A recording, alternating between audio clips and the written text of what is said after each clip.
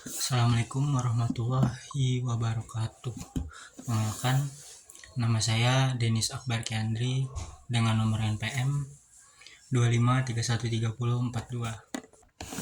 So today I wanna explain to you what is I/O modules.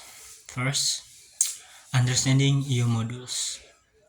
Part 1, Introduction and Why.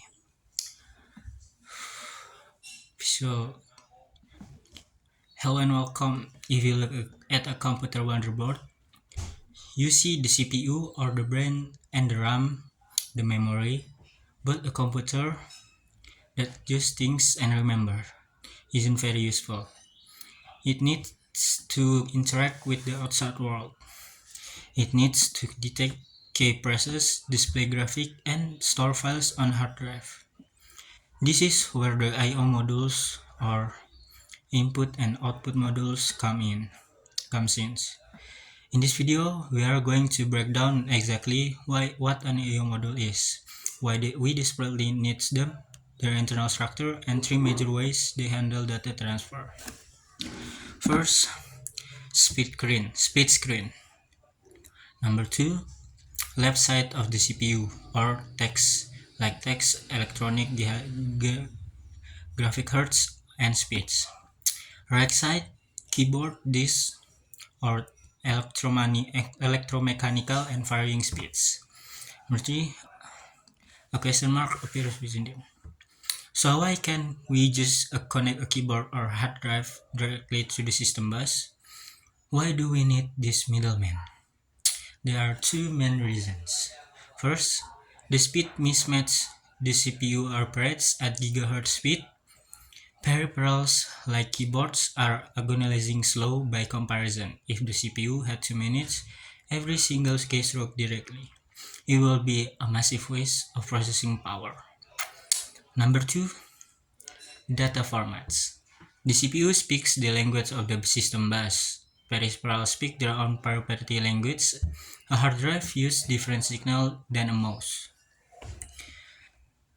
The I/O module is the translator and the traffic controller that solves this problem.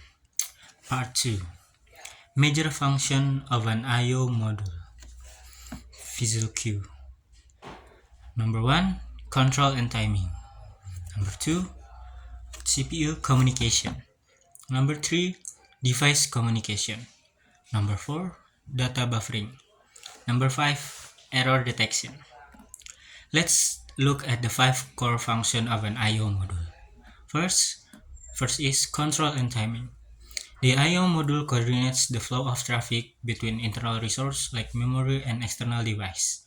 It prevents data collision on the bus. Second is CPU communication. The module must accept commands from the CPU like read sector 5, exchange data, and report status like I am busy or I am ready. Third is device communication. This is the other side of the coin.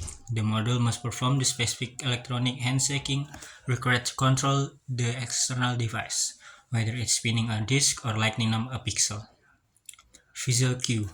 Animation of a fast stream of water data from CPU, pouring into a bucket or the buffer, and then dropping slowly out of a tap to the printer.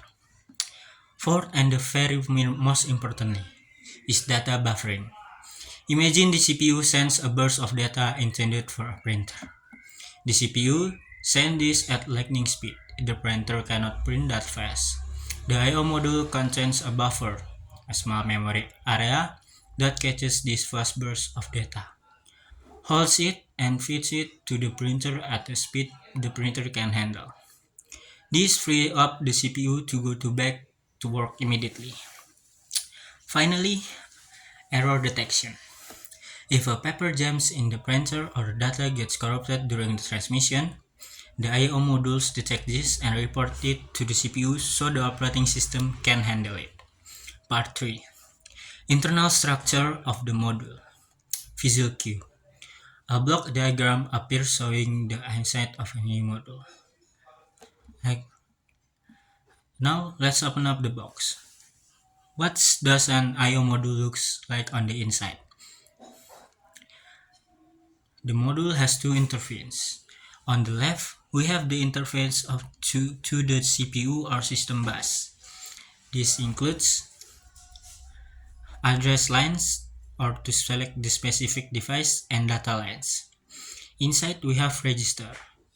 Data register is the X as the buffer we just talked about. Status or control register.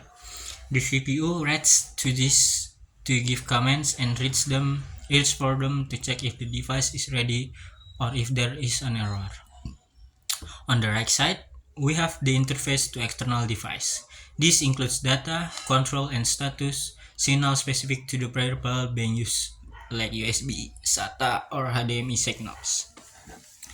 The I/O logic in the center is the hardware controller that manages the translation between two interfaces. Number 4. I/O techniques, or the big three.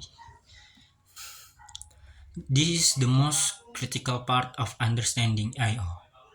How does the CPU actually manage the transfer? There are three methods, evolving from simple to complex. First, programmed I/O. In this method, the CPU is in total control. It issues a command to the I/O module and then it waits. The CPU enters a tight loop in constantly checking the status register. Are you ready? Are you ready? Are you ready? This is called busy waiting. Pros: simple hardware. Cons: it wastes a massive amount of CPU time. The CPU stays tied up just to watching the device. Number 2. Interrupt the driven I/O. To solve the wastefulness of a programmed I/O, we use interrupts. Here's the CPU issues a command like read this key and then walks away to do other works. When the I/O module has the data, it sends an electric signal, an interrupt to the CPU. The CPU pauses its current text, handles the data, and then resumes. Analogy. Programmed I/O is checking your mailbox every 5 minutes. Interrupt I/O is waiting for the mailman to ring your doorbell. Number 3. Direct Memory Access, or DMA. Interrupts are great but for moving large files, like loading a video game level from a disk. An interrupt for every single word of data is still too inefficient. Enter DMA. DMA acts like a subprocessor.